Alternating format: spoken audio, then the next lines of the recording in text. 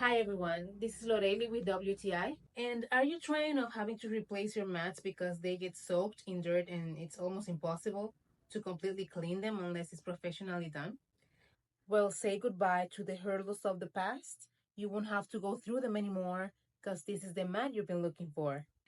So this is a natural bamboo mat. It can be used for the bathroom, for the kitchen, or wherever you want to place it really.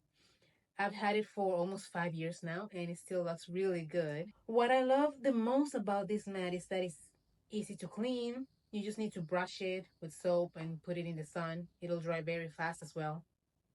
This one was stained with paint and it had been like that for weeks really. And after a quick wash, look how pretty it looks again. It looks great in my bathroom floor. It doesn't matter if it gets soaking wet. I've used it for the bathroom all of these years. Wood hasn't rotted.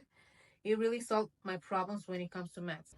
And this is why I really recommend using this bamboo mat for your bathroom or your kitchen. And that is my point of view.